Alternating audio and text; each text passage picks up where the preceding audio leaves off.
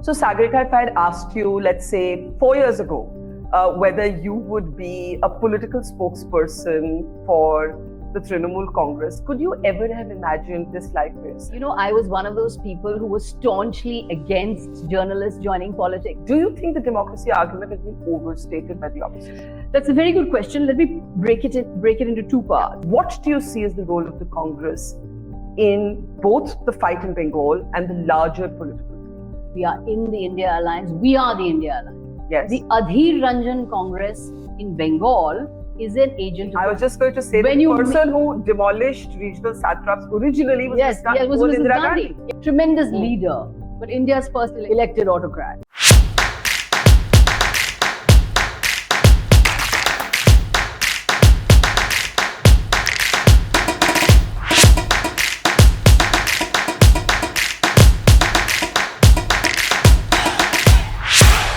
So, Sagarika, if I had asked you, let's say 4 years ago, whether you would be a political spokesperson for the Trinamool Congress, could you ever have imagined this life for yourself? Barkha, I could not have. And, I was one of those people who was staunchly against journalists joining politics. I even had a tweet which was... And that tweet has been used against you today. Against me. And I did mean it at the time that, journalists who are active in the newsroom or fully in the thick of the newsroom, I felt at the time that they should not join politics because it obviously means that they become partisan or they were doing their job in a partisan manner. And I had very strong views about that, and I still do. I believe that independence and a non-aligned way of thinking is very important. So I could never have imagined joining politics. But now that I'm in politics today, Barkha, I have to say, I see it as liberation. For me, it's thrilling, it's liberating. I feel I found my voice. Because in the mainstream media where I was working, my voice was being curtailed, suffocated. The manner in which the mainstream media has been captured by the Modi regime means that any interrogating voice was being suppressed, was being marginalized. So there was no space for me. Now, in the opposition, in the democratic opposition, I feel I can actually hold the regime to account, speak truth to power, and speak the truth in a way that I was not being able to do as a journalist. So for me, the decision has been absolutely at the right time, and I'm in the right place at the right time. Did you take a long time thinking about it? You know, Barkha, I didn't actually, because to be frank with you, 2 years ago in 2018, a similar offer had come my way. From the same party? From the same party. And I said no at that time. And why did you say no? And I said no at the time because I simply couldn't see myself in a position of being in a political party. I couldn't see myself representing a political party.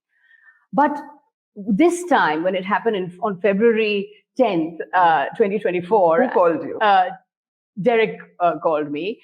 And February 11th, 2024, February 11th happens to be my father's birthday. So, I was actually at a wedding and I was planning to travel. So it was a very hectic time for me. But Derek called me and I just had a why the heck not moment. Because, I felt that the water was above our head. The time for non-alignment was over. The time for sitting on the fence was over. I like to quote Hannah Arendt, the philosopher who is the banality of evil. The banality of evil, and also I came to the conclusion that my time as a bystander was over. I can't be a bystander anymore. I want to defend democracy. I want to defend liberal democracy, and I want to physically put myself, put my being, put my physical self where my beliefs are. My beliefs are to fight for liberal democracy and to fight for democracy. And I wanted to put myself there because I was not being able to do it as a journalist. And I have questions about whether the opposition in fact upholds the values that you personally espouse and therefore were drawn to being in politics. But let's for a moment go back to the tweet that was taken out of the archives and used to, in a way, ask you legitimate questions that, look, Sagarika, you at one point were on record disagreeing with journalists who gravitated towards government or politics. And therefore, were you wrong then or are you wrong today? Barkha, I would say extraordinary times call for extraordinary measures. What we are witnessing at this moment is abnormal. It is extraordinary.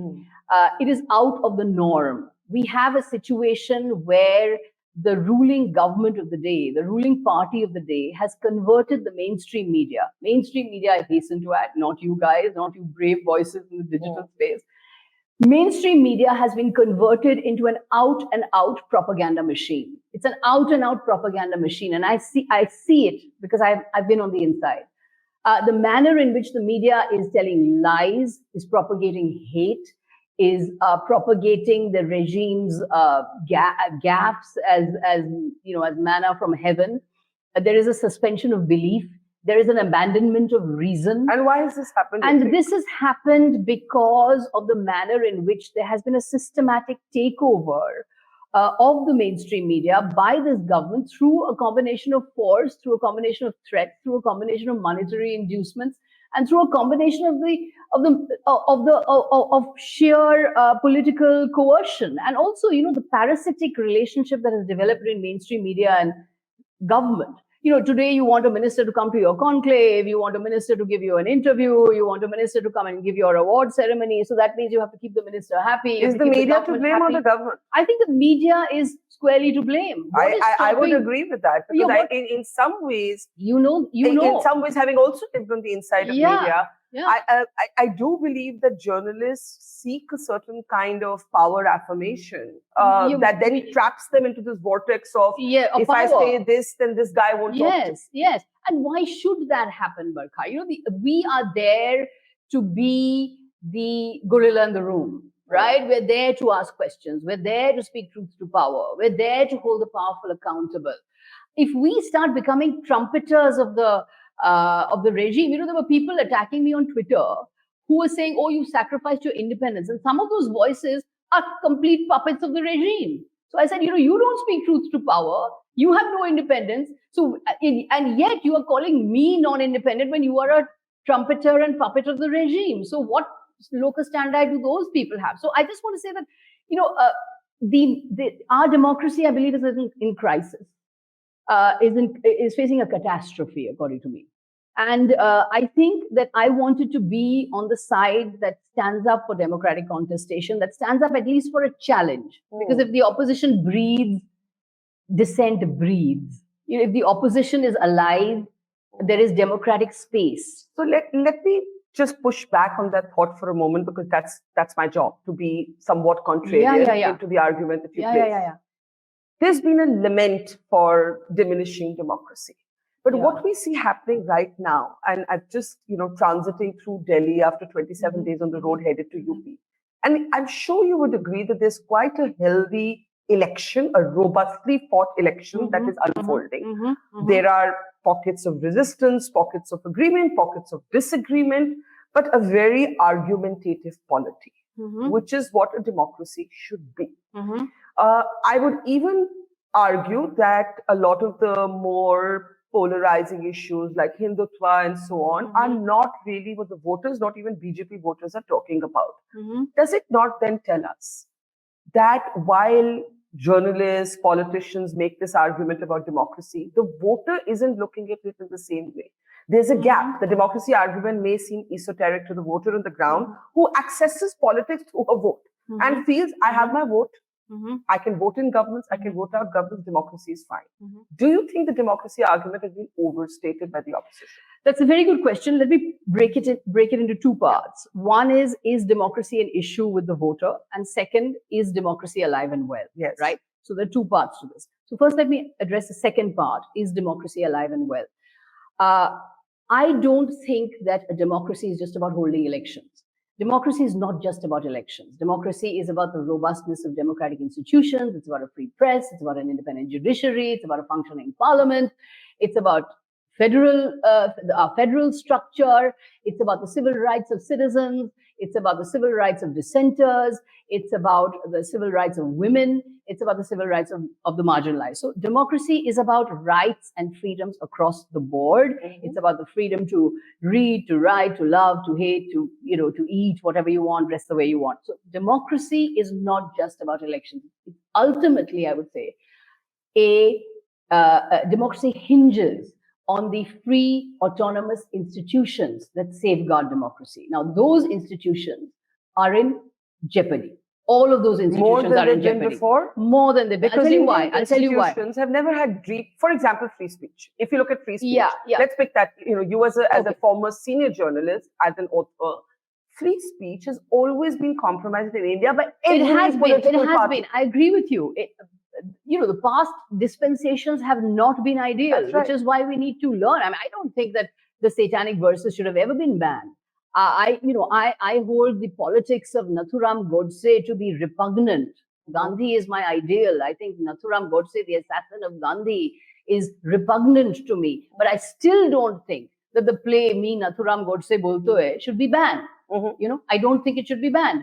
So I don't believe in the culture of bans. And yes, previous governments have not lived up to the liberal democratic ideal, which is why I think we need to introspect and self-correct. But I would say institutions are more in danger than ever before.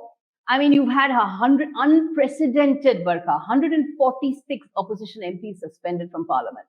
Every opposition-ruled government today is protesting that they're not getting funds. Funds are being withheld to Tamil Nadu. Funds are being withheld to Bengal. 59 lakh Narega workers are without wages because we've not got funds. 11 lakh are without homes.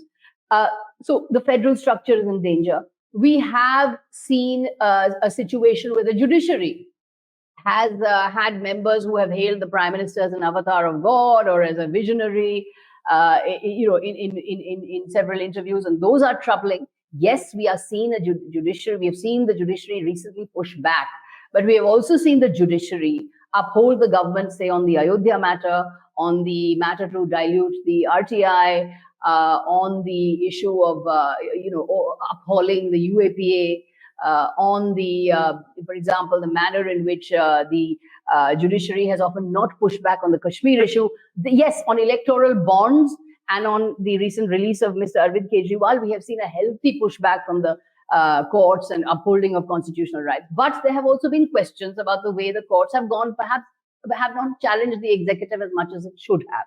That's the core.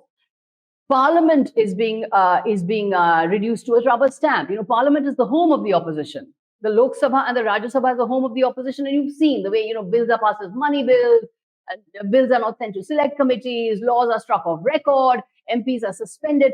Look at what is happening to our fraternity. Siddiq Kapan is a journalist. He goes to cover a rape in Hathras. He's imprisoned under terror laws. Under terror laws, UAPA is put under him. I was just going and it takes him 2 years to get bail. Omar Khalid, who is a dissenter, he also is in jail for I don't know for how long, 3 years now, and his bail has been refused 14 times. Manish Sisodia, the Delhi's deputy chief minister, is in jail for over a year. There are no charges. Okay. No charges have been paid. But I just want to say that, and every time the bail hearing comes up, the court says, oh, there's no money trail. But still he doesn't get bail. So at every level, we're seeing democratic freedoms being curtailed. So democracy is in a crisis. Now, does it matter to the voter? Is your first question. Was the first part of your question. The voter in India may not be invested in democracy. We've just had a or maybe invested in their own version of democracy. Recently, the Pew survey said that 67% endorse authoritarian government, right? 67% endorse authoritarian government, endorse dictatorship. So the voter may not be invested in democracy in the way we in public life or in the public realm are invested in it. But that doesn't mean we should stop defending democracy. That doesn't mean we should stop defending the multi-party system. So my question is now different. Because elections will come and go, right? This election will be over. And then the election, the sort of the tamasha around the elections will be over, and then we'll settle down. So we can't become a bonsai democracy. So you not a little artificial bonsai. You found an answer to your anxieties about democracy and shrinking sort of liberal space in opposition politics. Yes. Right. Here are some questions on that. We agree that past governments have not had a great record on several civil liberties, especially free speech. Free speech is the red rag that I can really pick up, and every single party has banned a book. Banned a book or a play or a comedian. Or an artist. M.F. Hussain was pushed into exile. The right wing may have been opposing him, but this Congress was in government when Hussain was pushed into exile. So there are many such examples. Here's my question. UAPA. is a product of the Congress years, just to make that point. One of the problems that, let's say hypothetically, if somebody came to me and said, would you join a political party? One of the problems I would have is I would not be able to speak the opinion of a party. So I want to start there. You're a fiercely individualistic person. You have to now step into party line. Yeah. Is that difficult? Barkha, I'm with the Trinamool Congress, Yeah. which is, which to me is a kind of like a homecoming because, I'm a Bengali and I'm a full Bengali. My mother's a Bengali, my father's a Bengali, I'm generations of Bengalis. And we are a Calcutta family, although my parents moved to Delhi, but we hail from Calcutta and generations have lived and worked in Calcutta. Now I'm finding it like a kind of homecoming to be in a party where I can speak Bengali, where I can relearn But can Bengali. you speak your mind? I can speak my mind. Look, I think Mamata Banerjee is one of the most, and I genuinely believe this, I find her personally deeply inspiring. She is a 7-time member of parliament. She's a 3-time chief minister, 4-time union minister. And yet the kind of media around Mamata Banerjee is so unnecessarily derisive. The mainstream media, just as it was with Mayawati. The way we treat women leaders is so different from the way we treat male leaders. I mean, I think Mamata Banerjee has an equal claim to be Prime Minister of India, as much as more than Narendra Modi. She's been a union minister 4 times. She's an MP 7 times. She's a 3-time chief minister. Why not a woman Prime Minister of India? Does she want to be Prime Minister? So, I mean, this is my personal view, but I find her personal life inspiring, her personal struggle inspiring. It's a political startup. You have a startup here. She's created a political startup in an incredibly hostile environment like politics. Patriarchal to the extreme, violently patriarchal, right? They will use violence to put a woman down. She's built the party. She continues to, uphold the party. She continues to build the party. She's won 3 times. I find her story very inspiring. What I also find inspiring about her is that she has consistently upheld plural values. She has consistently upheld values of religious pluralism. Dharmo jar jar, utshab shabar. Everybody has their own religion, but festivals we celebrate together. Yeah, I think that's a wonderful line. But there's a clip because there's a clip of your years as a television anchor. Yes. Interviewing Mamata at a town hall. Yes. Where she gets very angry with you. I think it was the Park Street rape that had just happened. Mamata Banerjee's comments were certainly not sensitive. You pin her down for them. You pin her. And I take all the points.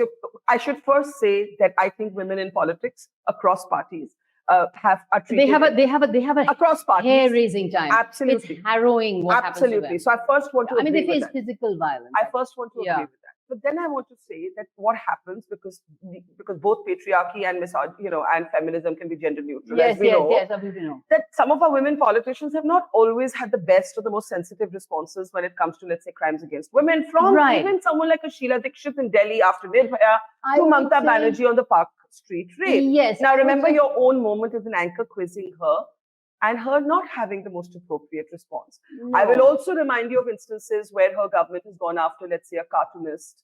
You remember that instance. How do you reconcile those responses with today being the spokesperson for her party?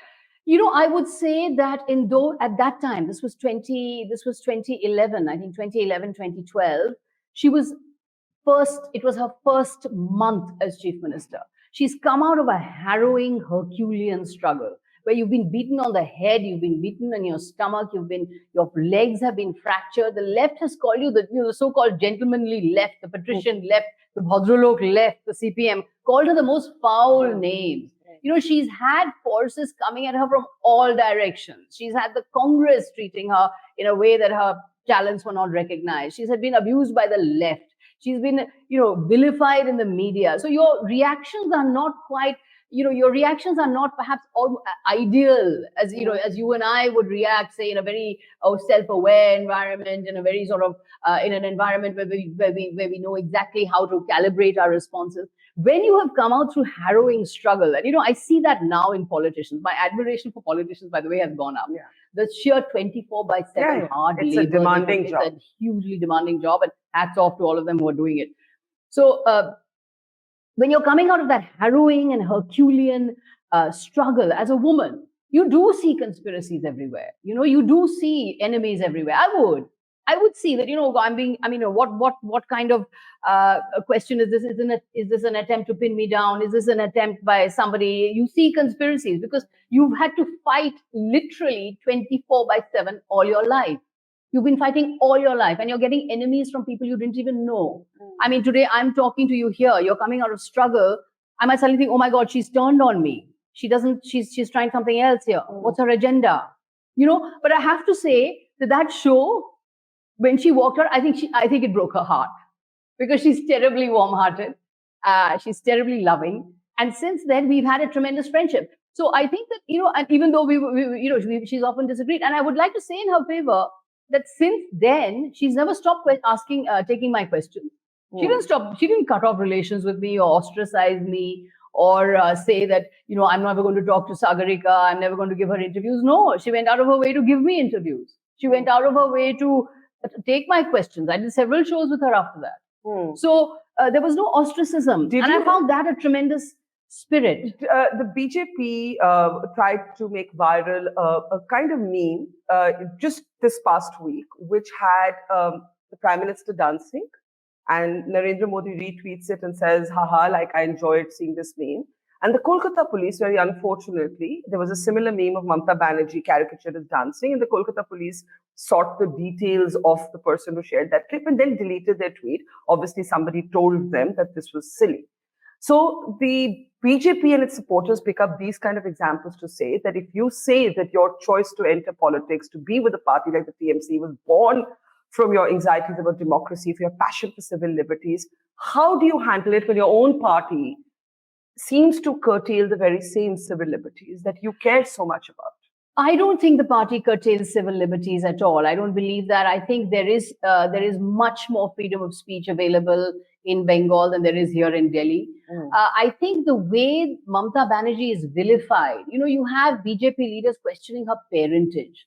You have BJP leaders questioning her looks. You have people talking about her, her father. You have people making all kinds of character assassinations on her. The attacks on her are really sleazy and low. They're actually shameful. And it's an intersection of gender and class. Yes, of both. Yes. Of both.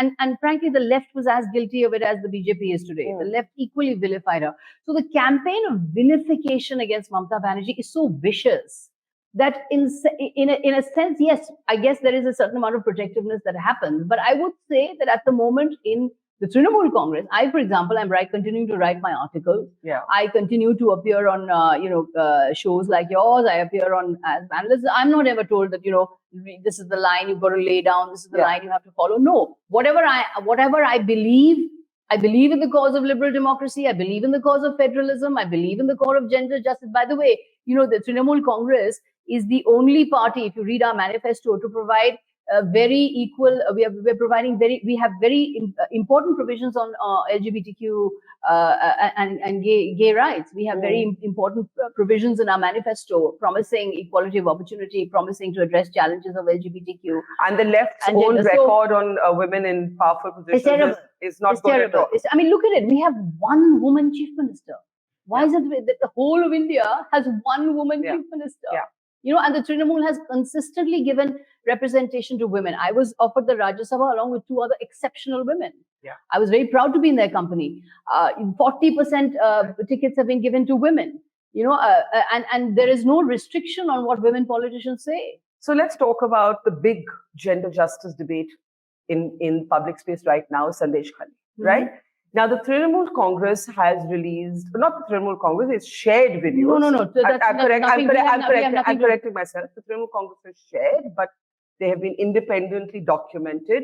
A woman and her mother-in-law have come on camera and said that they were made to sign blank papers and they never made the allegation of rape and therefore the allegation of rape was falsified.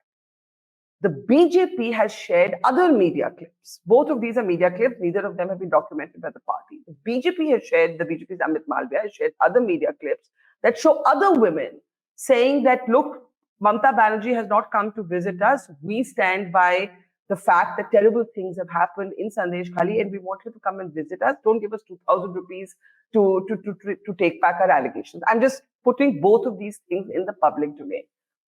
What, according to you, has happened in Sandeshkhali? And if nothing has happened, why has Sheikh Shah Jahan been expelled? Let me put it this way.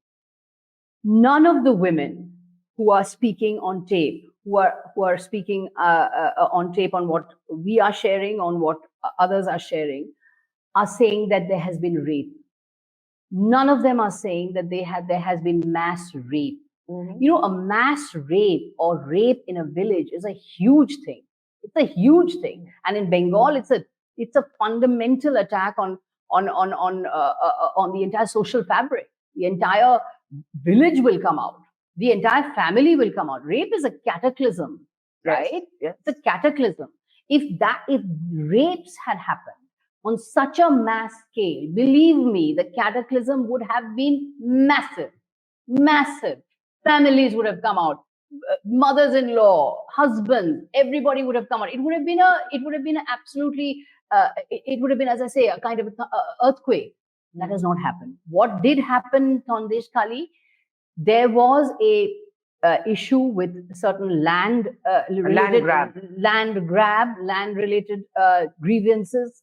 Some families had land, were carrying out a protest. They were carrying out a Bhumi Adhikar Andolan, as they call it, agitation for land rights. That agitation was picked up by the BJP, given a political color. And when you want somebody to go to jail, you will not be able to get them into jail by getting them on land rights or land grab. You have to. The scheme was, the diabolical scheme was to put rape charges on them. So the rape charges, as has now been evidenced by the independent video that we are sharing, and the women, the rape charges are complete. The rape angle of the story is completely fake. I'm not saying there isn't a problem. There is a problem in Sandeshkhali with the issue of the land grievances that certain families have had. But the rape angle, the rape story, that is completely fake. And look at the cleverness of it, Barkha. The rape allegations that were made said we were all raped 7-8 months ago. All raped 7-8 months ago. So you can't have a medical examination. You need a medical examination to prove rape, right? But if it happened 7-8 months ago, you don't need that. So I'm just saying that the conspiracy was diabolical. The conspiracy was deep-seated. The conspiracy even involved the National Commission of Women and Rekha Sharma. As we are saying, what is the role of Rekha Sharma? She has been named by the women, saying that she came and made us sign blank pieces of paper, as you were mentioning. So I'm saying that the conspiracy of rape and the filing of the rape cases are all fake. Not a single woman has come out and said, yes, I am a victim of rape.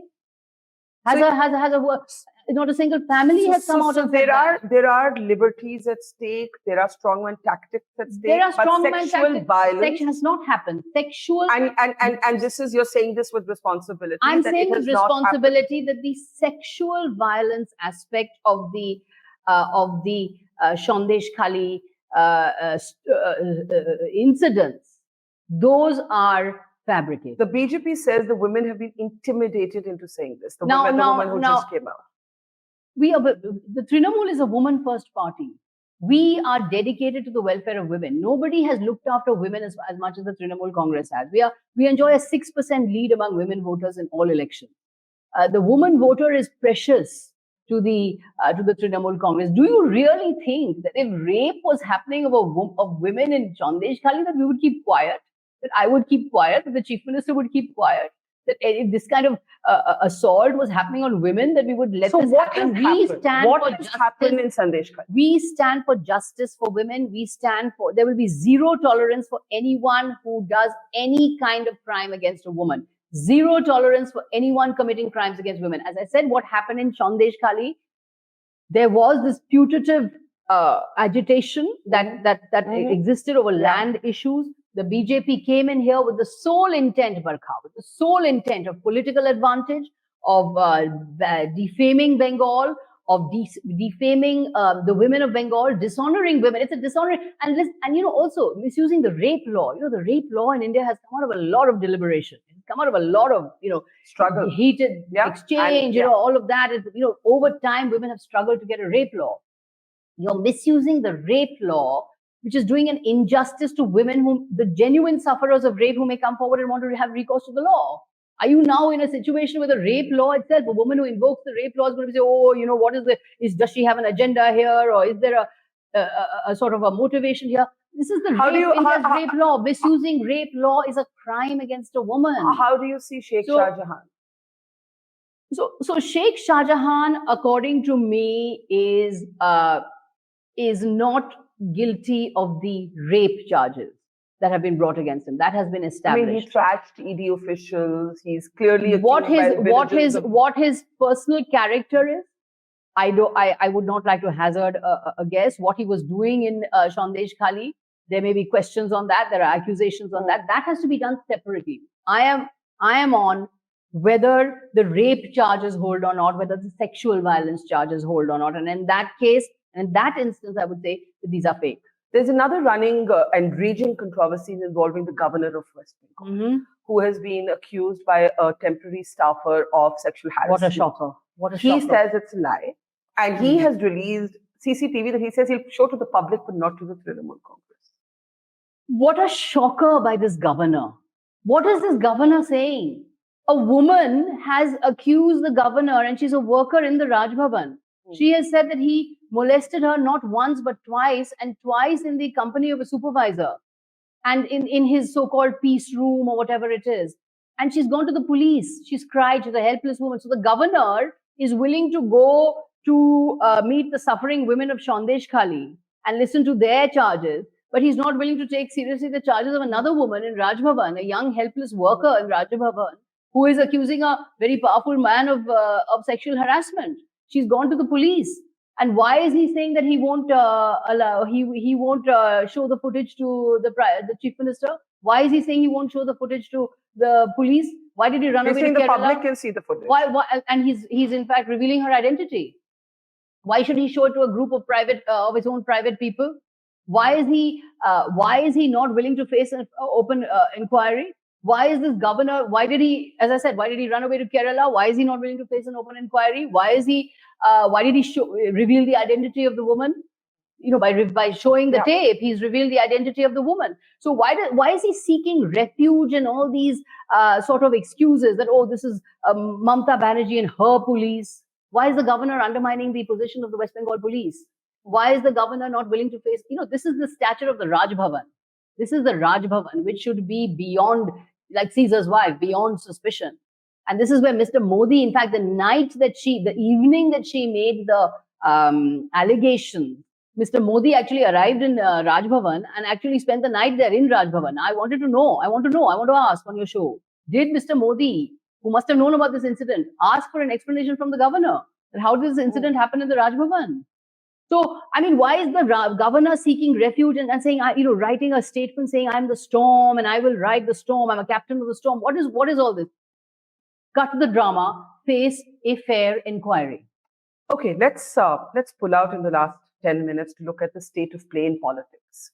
Now, it struck me as you were talking with so much passion for Mamata Banerjee and against the BJP, that Mamata Banerjee has been in partnership with the BJP in the past. That was the Vajpayee BJP. It was the Vajpayee BJP. I am just creating a hypothesis here. Never say never in politics. I think we've all learned that. We have seen people with one party cross over to another party.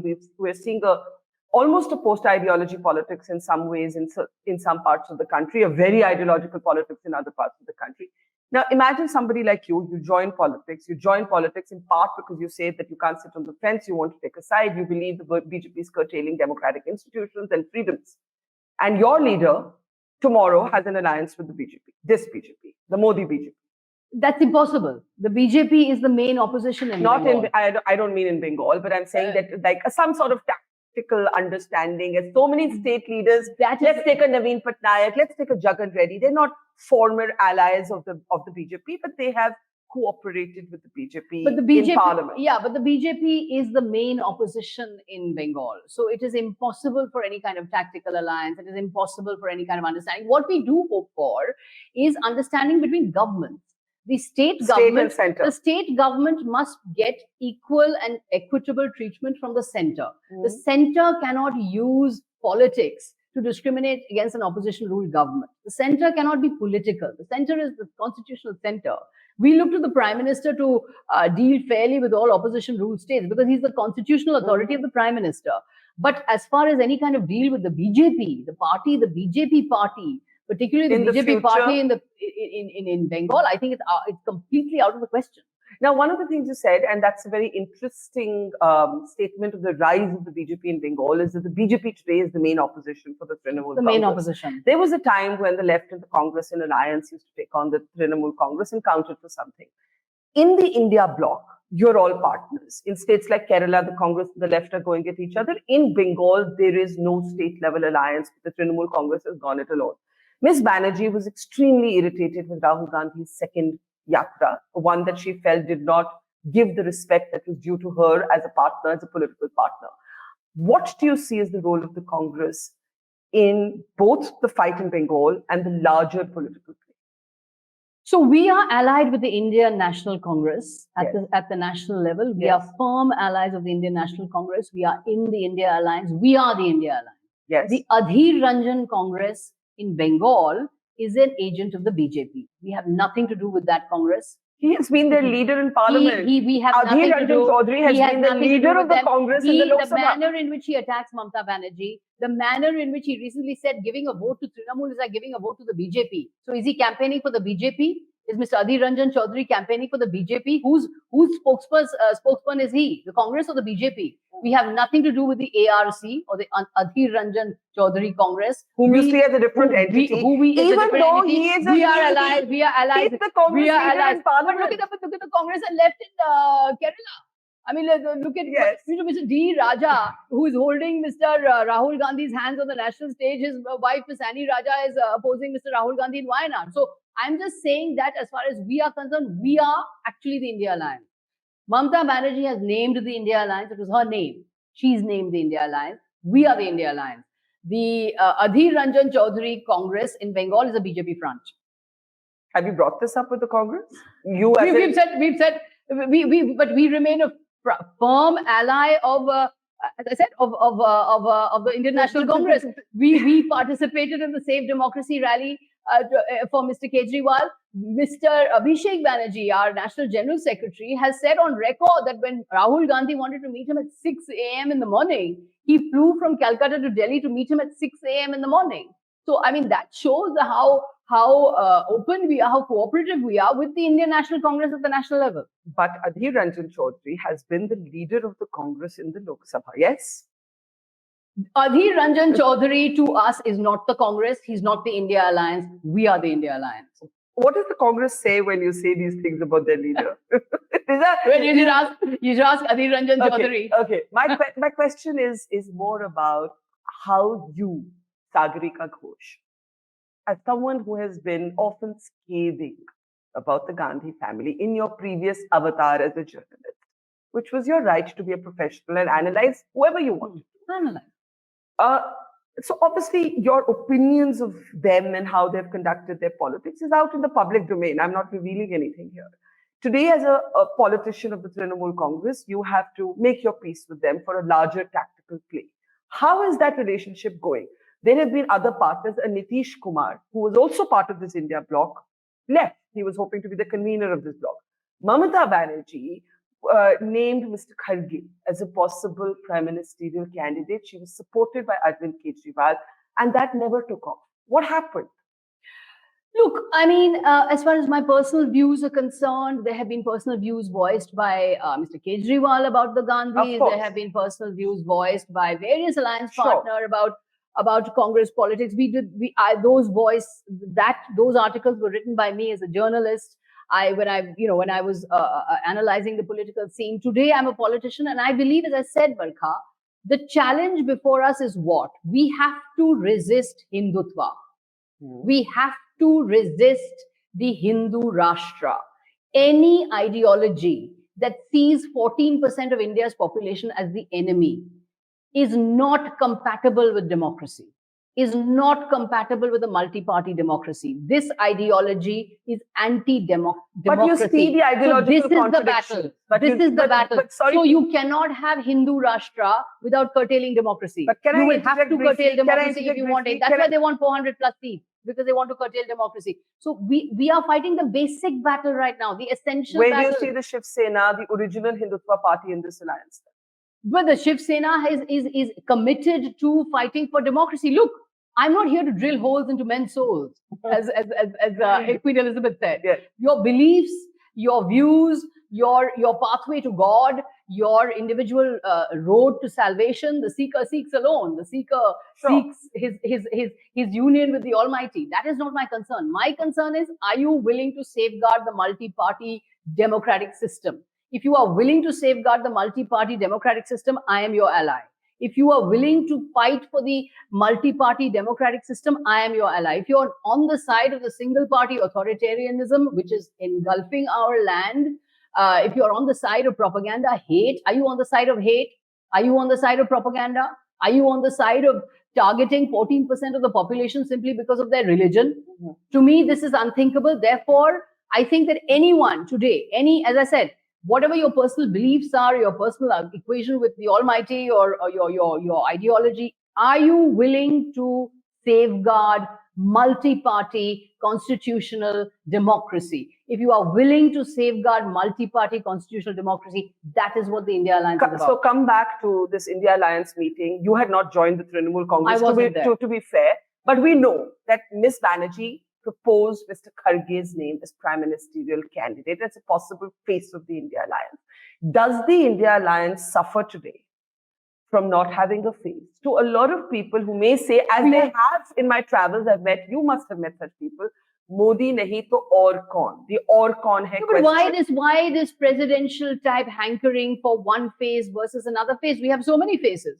We represent the diversity of India. We represent a diverse galaxy of faces. And we represent the best of India. We represent Tamil Nadu. We represent Bengal. We represent Maharashtra. We represent, Karnataka. These are all states that have given enormous innovation. You've got the Bengal model of women empowerment, what I call. The Kanyashri program started in 2013, which is before any other state started women's development programs. We started in 2013. We have the women's empowerment model of Bengal. You have the midday schemes, the midday meal schemes from Tamil Nadu. You've got the literacy and the healthcare of Kerala. You've got the innovation and entrepreneurial startup culture of Karnataka. So we represent the best of India. So why not look at what we represent rather than saying, oh, we need a binary between face and where is the other face? Now tell me. Politics, but tell me, Barkha, today Modi's face is in 543 constituencies. Everything is Modi ka guarantee. Modi ki guarantee. In every 543 constituencies, Modi is the candidate. Now, is this good for democracy? Is it good for the BJP? A question I ask when I go for my book tours about Vajpayee, and I've written a biography of Vajpayee as well as of Indira Gandhi. And so when I go on my book tours, I ask the general public, can you name the Chief Minister of Gujarat? Oh, nobody can in Gujarat. Nobody can. Nobody knows his name. Gujarat. Can you name the Chief Minister of Uttarakhand? Nobody can name. Who's the Chief Minister of Madhya Pradesh? I mean, we know as people but people don't know. So now, and there was a time when in the Vajpayee BJP, you had your, Shivraj Singh Chauhan, you had your Vasundhara Raje, you had Modi himself. So look at the easily recognizable faces that the BJP threw up at that time. Today, we have a party, and I think Modi is making the same mistake as Indira Gandhi, actually, or on a much larger scale. I was just going to say, the person who demolished regional satraps originally was Indira Gandhi. It was Indira Gandhi. I would say from my biography of her that Indira Gandhi was tremendous. She was enormously attractive as a human being, seductive as a human, as a person, terrifically charismatic. Not a Democrat. Not a Democrat. But I would say that about Indira Gandhi. Modi is Indira Gandhi Uber. He's taken her playbook and taken it to the nth degree. She destroyed the Congress, right? She destroyed the Congress by destroying by making it completely about herself, about her personality culture. She was a tremendous leader. India is Indira. Tremendous leader. I have tremendous admiration for her. a sort of indomitable force, but India's first electoral autocrat, right? Elected autocrat. In the same way, Modi is elected autocrat to the power of N. And I think what is also happening, Barkha, which didn't happen in the Indira years, which I find seriously troubling, is what is happening is there's a kind of suspension of rationalism. There's a suspension of rational belief. There is now a belief in magical thinking, in a kind of surreal chanting, as if the entire country is reduced to a cult ashram, where you're doing incantations and chanting pappu, pappu, pappu, that becomes a fascist chant, or ab ki baar 400 par, that becomes another chant, or bajao thalis during COVID, shine your mobile phone. Plastic surgery was done on Lord Ganesh, in the Vedic times. The historian Mukul Kesavan had an interesting line that the diameter of the elephant's head cannot fit on the human neck. I mean, in that sense, it is, our gods and goddesses are symbols. But to talk about plastic surgery in that way, or, cloud cover obstructs radar. So the media doesn't question these gaffes by Modi as if there's a suspension of rational belief. There is only belief in magical thinking. There is only, as the historian Timothy Snyder said, this belief in magical thinking, which reduces sensible, rational voters to spectators. You're just spectating on the spectacle, and you're believing everything the supreme leader is telling you. So Yogendra Yadav, who used to be a critic of the Congress and then became the Bharat Jodo Yatra convener, he on our podcast said something quite interesting. He said that when it comes to nationalism and faith, liberals have ceded ground to the BJP, and liberals have not found, he argued, a language to communicate a different modeling. That you need a new political language. So I'm quoting him and adding a question of my own. In the American presidential campaign, Hillary Clinton at one point, terrible line, right? A basket of deplorables for anyone who voted Trump. Are Indian liberals, political liberals or otherwise, making the mistake of being all judgy, condescending and snide about anybody who prefers Modi to them? Because the democracy also means a respect. That's a very good question. For all That's choices. A very good question. I think that, first of all, let's just rewind back to 1947. Yeah. The founders who laid the ground of our liberal republic were by no means irreligious. Radhakrishnan was a scholar of the Vedas. He was a scholar of the Upanishads. Rajendra Prasad, steeped in the Hindu tradition. Nehru himself may have been the epitome of rational socialism, or rational thinking atheism. But Nehru had tremendous respect for India's cultural traditions. So did Sarojini Naidu. So did Rajkumari Amrit Kaur. The first generation, the founding generation, which I believe, like all great generations, pause through society like a great tide, has been said. They were bilingual. They were trilingual. They spoke many different languages. They were steeped in traditions of local traditions and literature and history. So they were by no means irreligious. They were by no means anti-culture or anti-religion. Not at all. The great works of philosophy and exploration of Hindu thought has come from that generation as well. Gandhi himself, he was a believer in the power of the Hindu scriptures. So, but then the question I would ask is, have you ever seen Gandhi with a deity? Have you ever seen Gandhi with one particular deity? He held his prayer meetings out in the open, and it was non-denominational. There were Christian hymns. There was the Hindu scripture. So I would say that over time, the liberal position, yes, you're absolutely right. I've written actually an article on this called Manifesto for a Liberal Hindu. And I've said that over time, the liberal position became ossified, became distant from the people. I think India's greatest, the father of Indian nation, was Mahatma Gandhi. But I also think the father of Indian liberalism is also Mahatma Gandhi. Gandhi was a great liberal. He was a skeptic of the state. He hated state power. He viewed the state with suspicion. He viewed governments with suspicion. He believed in the power of the individual and the power of limited government, which is liberal value, which is the core of liberal values. So I believe that liberal values over time, yes, did become ossified. They became part of I would say, the orthodox left, which tended to see religion as anathema, which tended to see nationalism as against, sort of illegitimate. But they were products of the time. They were products. They were striving to create the liberal democratic nation state. They were striving to create the republic.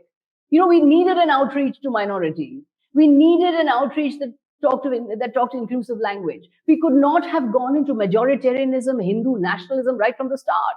We could not have. The country needed to hang together. There had just been partition, millions of refugees on the move. There had to be a logic of governance that was inclusive, that was forward-looking, that was democratic, and that was a republic. And that was the vision of our founders. So I would say to vilify our founders is not correct. But yes, over time, the liberal position perhaps has become ossified, perhaps has become trapped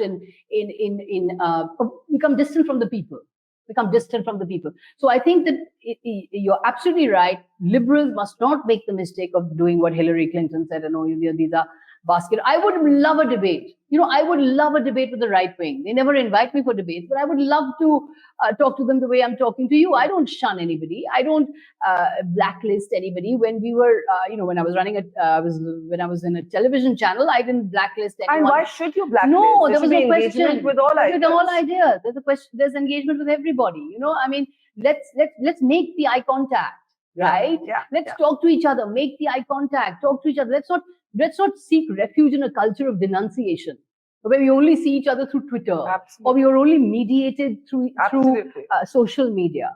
I would say, let's again to quote Timothy Snyder. Let's do corporeal politics. Let's meet. Let's talk. Let's make eye contact. Let's debate face to face.